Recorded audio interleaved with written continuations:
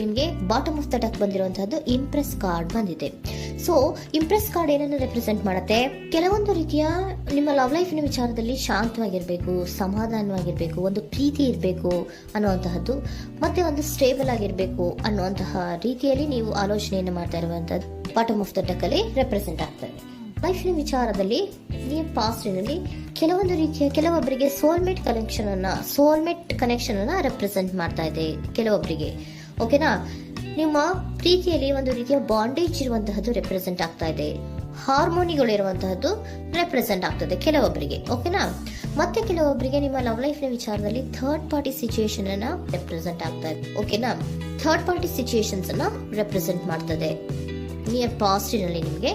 Next card ಬಂದಿರುವಂತಹದ್ದು page of swords ಬಂದಿದೆ. Third card ಬಂದಿರುವಂತಹದ್ದು ಯಾವುದು? ನಿಮಗೆ ಪೇಜ್ ಆಫ್ ಸೋರ್ಟ್ಸ್ ಬಂದಿದೆ. ಸೊ ಕ್ಯೂರಿಯಾಸಿಟಿ ಇದ್ದಂತಹ, ನಿಮ್ಮ ಲವ್ ಲೈಫಿನ ವಿಚಾರದಲ್ಲಿ ಒಂದು ಕ್ಯೂರಿಯಾಸಿಟಿ ಇದ್ದಂತಹ, ಒಂದು ರೀತಿಯ ಬಾಂಡೇಜ್ ಇದ್ದಂತಹ, ಸ್ವಲ್ಪ ನೀವು ಮಾತಾಡಿರುವಂತಹ ಸಾಧ್ಯತೆಗಳು ರೀಸೆಂಟ್ ಪಾಸ್ಟಿನಲ್ಲಿ ರೆಪ್ರೆಸೆಂಟ್ ಆಗ್ತಾ ಇದೆ. ಸೊ ನಿಮ್ಮ ಲವ್ ಲೈಫಿನ ವಿಚಾರವಾಗಿ ಒಂದು ರೀತಿಯ ಬಾಂಡೇಜ್ ಇರುವಂತಹದ್ದು, ನೀವು ಕೆಲವೊಬ್ಬರಿಗೆ ಥರ್ಡ್ ಪಾರ್ಟಿ ಸಿಚುಯೇಷನ್ ಮತ್ತೆ ಕೆಲವೊಬ್ಬರಿಗೆ ಸೋಲ್ಮೇಟ್ ಕನೆಕ್ಷನ್ ಅನ್ನ ರೆಪ್ರೆಸೆಂಟ್ ಮಾಡ್ತಾ ಇದೆ.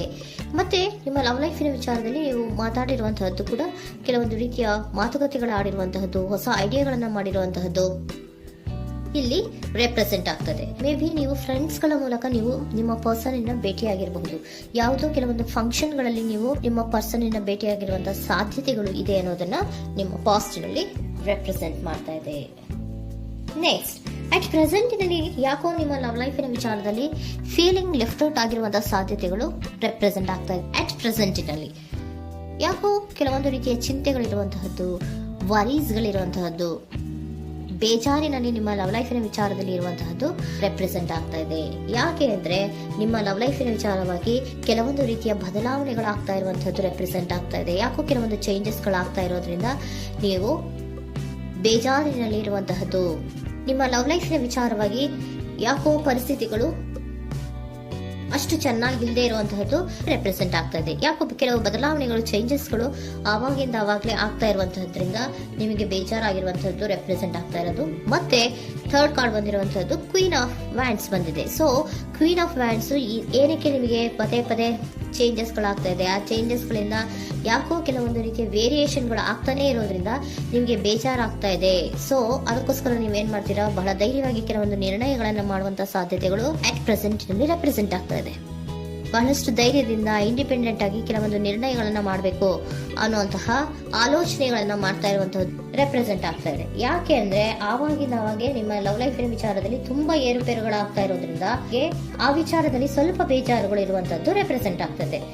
ಇನ್ ಇಮಿಡಿಯೇಟ್ ಫ್ಯೂಚರಿನಲ್ಲಿ ಯಾಕೋ ನೀವು ಕೆಲವೊಂದು ವಿಚಾರಗಳಲ್ಲಿ ನೋಡಿ ಆತಂಕ ಪಡ್ತಾ ಇರುವಂತಹ, ಎಗೇನ್ ಬೇಜಾರನ್ನ ಪಡ್ತಾ ಇರುವಂತಹದ್ದು, ನಿದ್ರಾಹೀನತೆಯನ್ನ ಮಾಡ್ಕೋತಾ ಇರುವಂತಹದ್ದು, ಸ್ಟ್ರೆಸ್ಸಿನಲ್ಲಿ ಇರುವಂತಹದ್ದು ರೆಪ್ರೆಸೆಂಟ್ ಆಗ್ತಾ ಇದೆ.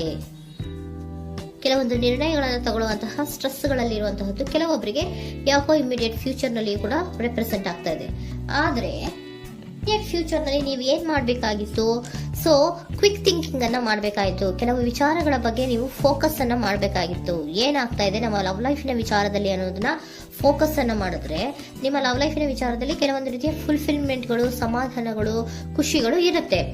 ಯಾವಾಗ ನೀವು ಫೋಕಸ್ ಅನ್ನ ಮಾಡೋದಿಲ್ವೋ ಆಗ ನಿಮ್ಗೆ ಮತ್ತಷ್ಟು ಆತಂಕಗಳು, ಬೇಜಾರುಗಳು ಆಗುವಂತ ಸಾಧ್ಯತೆಗಳು ಇದೆ. ಇದು king of swords, nine of swords ಇನ ಕ್ಲಾರಿಫಿಕೇಶನ್ ಕಾರ್ಡ್ ಅಷ್ಟೇ. ಅಂದ್ರೆ ಏನು? ನೀವು ಕೆಲವೊಂದು ವಿಚಾರಗಳಲ್ಲಿ ಫೋಕಸ್ ಅನ್ನ ಮಾಡಬೇಕು. ಲವ್ ಲೈಫಿನ ವಿಚಾರಗಳಲ್ಲಿ ಫೋಕಸ್ ಅನ್ನ ಮಾಡಿ ಕೆಲವೊಂದು ರೀತಿಯ ಆಕ್ಷನ್ಸ್ ಗಳನ್ನ ತಗೊಂಡ್ರೆ ಫುಲ್ಫಿಲ್ಮೆಂಟ್ ಗಳಾಗುವಂತಹ, ಸಮಾಧಾನಗಳಾಗುವಂತಹ, ಖುಷಿಗಳಾಗುವಂತಹ ಸಾಧ್ಯತೆಗಳು ಇದೆ.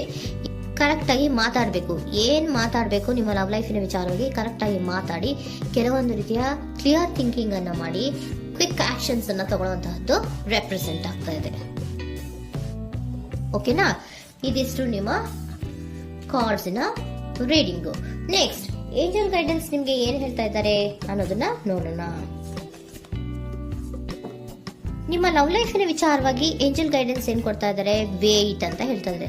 ಸ್ವಲ್ಪ ತಾಳ್ಮೆಯಿಂದ ಇರೋ. ಅವಸರದಲ್ಲಿ ಯಾವ ನಿರ್ಧಾರವನ್ನ ಕೂಡ ಮಾಡಬೇಡ ಅನ್ನೋದನ್ನ ಏಂಜಲ್ ಗೈಡೆನ್ಸ್ ಕೊಡ್ತಾ ಇದ್ದಾರೆ. It's up to you. ಇದು ಎಲ್ಲ ನಿನಗೆ ಬಿಟ್ಟಿರುವಂತಹದ್ದು. ಬೇಗ ಬೇಗ ಕೆಲವೊಂದು ನಿರ್ಧಾರಗಳನ್ನ ಕ್ವಿಕ್ ಥಿಂಕಿಂಗ್ ಅನ್ನ ಮಾಡಿದ್ರು ಕರೆಕ್ಟ್ ಆಗಿ ಕ್ಲಿಯರ್ ಥಿಂಕಿಂಗ್ ಅನ್ನ ಮಾಡಬೇಕು. ಸೊ ಕ್ಲಿಯರ್ ಥಿಂಕಿಂಗ್ ಅನ್ನ ಮಾಡೋದಕ್ಕೆ ಲವ್ ಲೈಫ್ ನ ವಿಚಾರವಾಗಿ ಸ್ವಲ್ಪ ಟೈಮು ಬೇಕಾಗುತ್ತೆ. ಅದಕ್ಕೋಸ್ಕರನೇ ಏಂಜಲ್ ಗೈಡೆನ್ಸ್ ನಿಮ್ಗೆ ಏನ್ ಕೊಡ್ತಾ ಇದ್ದಾರೆ, ಸ್ವಲ್ಪ ವೇಟ್ ಮಾಡಿ. It's up to you. ಇದು ನಿಮ್ಗೆ ಬಿಟ್ಟಿರುವಂತಹದ್ದು. Perfect timing. ಕೆಲವೊಂದು ವಿಚಾರಗಳಿಗೆ ಪರ್ಫೆಕ್ಟ್ ಟೈಮಿಂಗ್ ಅನ್ನೋದು ಅಥವಾ ಡಿವೈನ್ ಟೈಮಿಂಗ್ ಅನ್ನೋದು ಬರಬೇಕು. ಆಗ ಕೆಲವೊಂದು ನಿರ್ಣಯಗಳನ್ನ ಮಾಡಬಹುದು.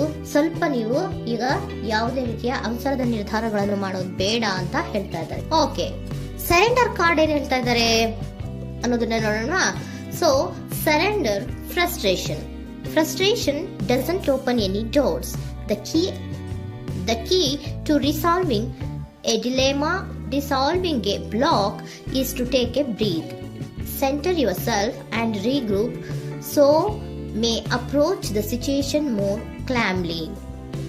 ಫ್ರಸ್ಟ್ರೇಷನ್, ಹತಾಶೆ ಅನ್ನೋದು ಮಾಡ್ಕೋಬೇಡಿ. ಹತಾಶೆ ಮಾಡ್ಕೊಳ್ಳೋದ್ರಿಂದ ನಿಮ್ಗೆ ಯಾವುದೇ ರೀತಿಯ ಹೊಸ ಐಡಿಯಾಗಳು ಬರಲ್ಲ, ಹೊಸ ಥಿಂಕಿಂಗ್ಗಳು ಬರಲ್ಲ, ಕ್ಲಿಯರ್ ಥಿಂಕಿಂಗ್ ಅನ್ನ ಮಾಡಕ್ಕೆ ಸಾಧ್ಯ ಆಗಲ್ಲ. ಸೊ ಅದಕ್ಕೆ ನೀವೇನ್ ಮಾಡ್ಬೇಕು, ಫ್ರಸ್ಟ್ರೇಷನ್ ಅನ್ನ ಬಿಟ್ಬಿಟ್ರೆ ನೀವು ಸಮಾಧಾನವಾಗಿ ಯೋಚನೆ ಮಾಡಿ ಕೆಲವೊಂದು ನಿರ್ಧಾರಗಳನ್ನ ಮಾಡಿ ಅನ್ನೋದನ್ನ ಸರೆಂಡರ್ ಕಾರ್ಡ್ ಕೂಡ ನಿಮ್ಗೆ ಹೇಳ್ತಾ ಇದ್ದಾರೆ. ಸೊ ನಿಮ್ಮ ಲವ್ ಲೈಫಿನ ವಿಚಾರದಲ್ಲಿ ಈಗ ಸ್ವಲ್ಪ ನಿಮ್ಗೆ ಬೇಜಾರುಗಳಿರುವಂತಹದ್ದು, ಕೆಲವೊಂದು ಬದಲಾವಣೆಗಳು, ವೇರಿಯೇಷನ್ಗಳು ಆಗ್ತಾ ಇರುವಂತಹದ್ದು ರೆಪ್ರೆಸೆಂಟ್ ಆಗ್ತಾ ಇದೆ. ಸೊ ನಿಮ್ಮ ಲವ್ ಲೈಫಿನ ವಿಚಾರಕ್ಕೆ ಫ್ಯೂಚರಿನಲ್ಲಿ ಕೆಲವೊಂದು ಆಕ್ಷನ್ಸ್ ಅನ್ನ ತಗೋಬೇಕಾದ್ರೆ ಸ್ವಲ್ಪ ವೇಟ್ ಮಾಡಬೇಕು, ಕ್ಲಿಯರ್ ಆಗಿ ಥಿಂಕ್ ಮಾಡಬೇಕು, ಅದರಲ್ಲಿ ಆಕ್ಷನ್ಸ್ ಅನ್ನ ತಗೋಬೇಕು ಅನ್ನೋದನ್ನ ಹೇಳ್ತಾ ಇದ್ದಾರೆ. ಓಕೆನಾ?